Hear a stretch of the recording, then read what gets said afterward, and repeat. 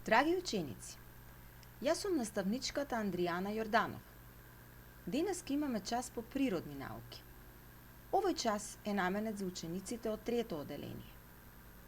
Што ќе учиме денес? Ќе учиме за стоматолошка амбуланта. Што треба да научите на овој час? Треба да одржувате редовна хигиена на вашите заби. Треба да научите дека разновидна и здрава исхрана влијае врз здравието на забите. Треба да научите зошто е потребна навремена и редовна посета на стоматолог. Што гледате на оваа слика? На оваа слика е представена стоматолошка амбуланта. Стоматолошка амбуланта е здравствена установа каде што се врши преглед и лекување на забите. Кои се вработени во стоматолошката амбуланта? Вработени се стоматолог или уште познат како заболекар и медицинска сестра. Што е стоматолог?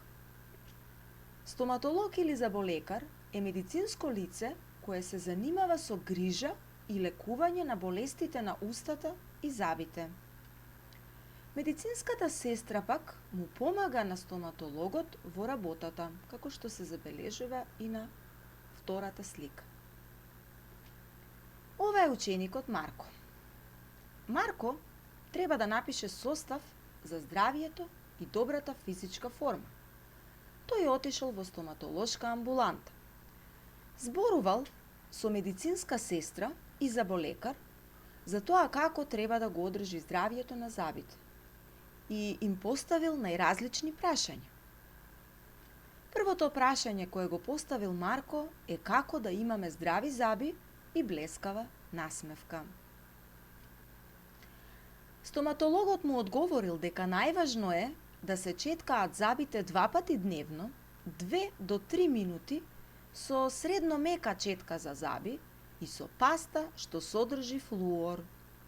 Флуорот е состојка на пастата, го има во пастата и флуорот ги зајакнува забите и испречува бактериите да создадат киселина која го расипува забот.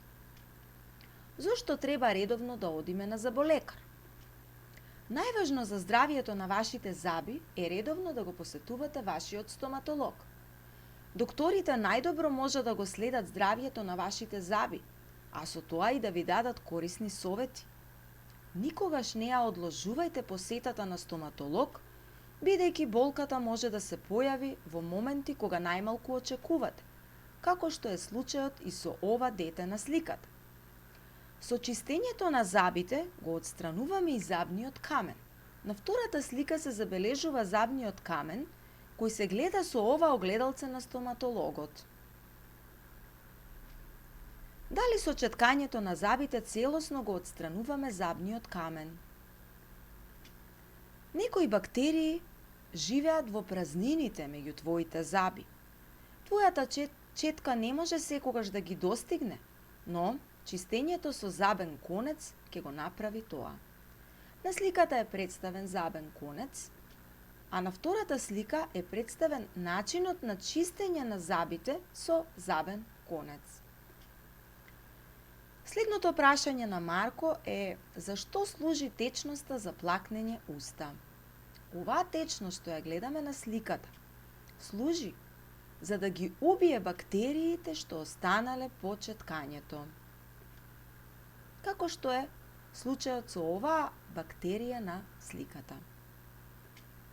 Како правилно да ги миеме забите?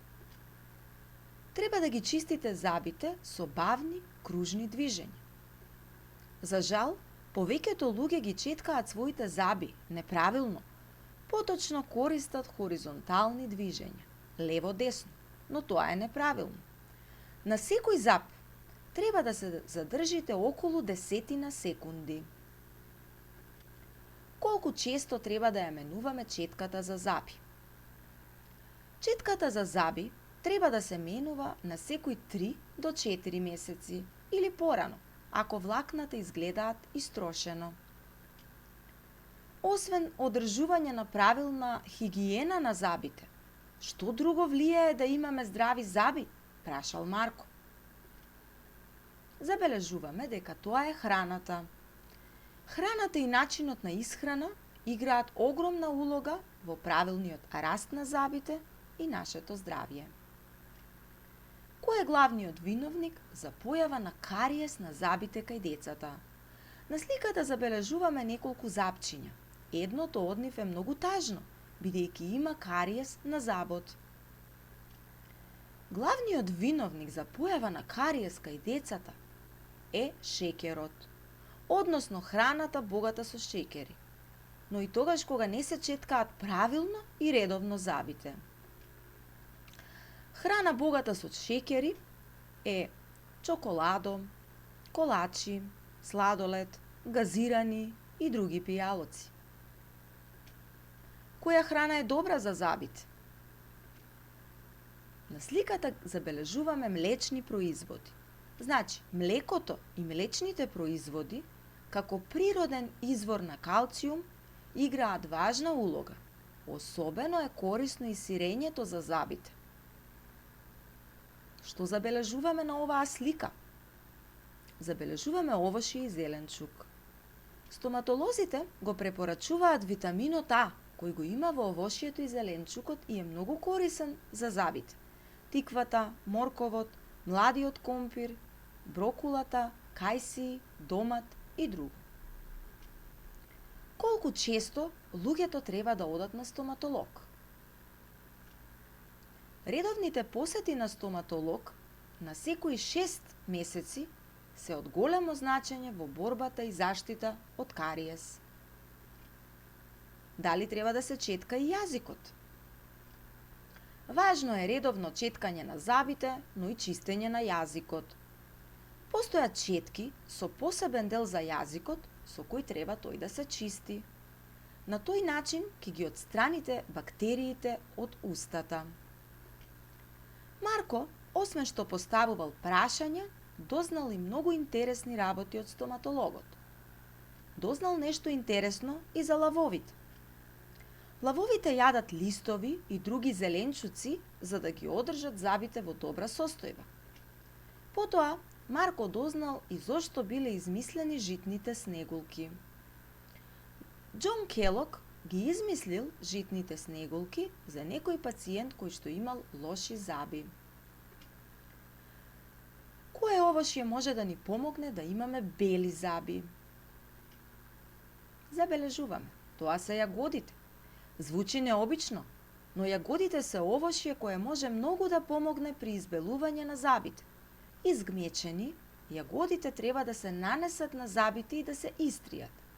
Да ги оставите да стојат 1 минута, а потоа да ја исплакнете устата со вода и паста која содржи флуор. Ова овошје содржи и влакна кои може да ги исчистат бактериите од устата. Дали луѓето своите заби ги губат само поради распаѓање од тие бактерии? Луѓето секогаш не ги губат нивните заби поради распаѓање. Една американска пејачка напред има 2 вештачки заба. Таа своите заби ги искршила кога се сопнала на бината. Па затоа, чувајте ги и грижете се за своите заби. Ова е последната реченица со која Марко го завршил својот состав за здравието. После разговорот со стоматологот и медицинската сестра во стоматолошката амбуланта, Марко го напишал својот состав и научил што треба да прави за да ги заштити своите заби и да има добро здравје. А што научивте вие, ученици на овој час? Грижата за забите треба да започне уште од најмала возраст. Треба редовно да се одржува хигиена на забите. Храната и начинот на исхрана се многу важни за правилен раст и здравје на забите. Редовните посети на стоматолог се од големо значење во борбата и заштитата од кариес.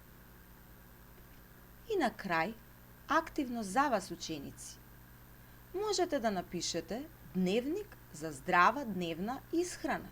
Во текот на една седмица да запишувате кои здрави продукти треба да ги внесете во вашата исхрана и кои добро ќе влијаат на здравјето на вашите заби и воопшто на целокупното ваше здравје. Исто така и можете да напишете упатство за користење на четката и пастата за заби, односно како правилно да се користат и употребуваат четката и пастата за заби.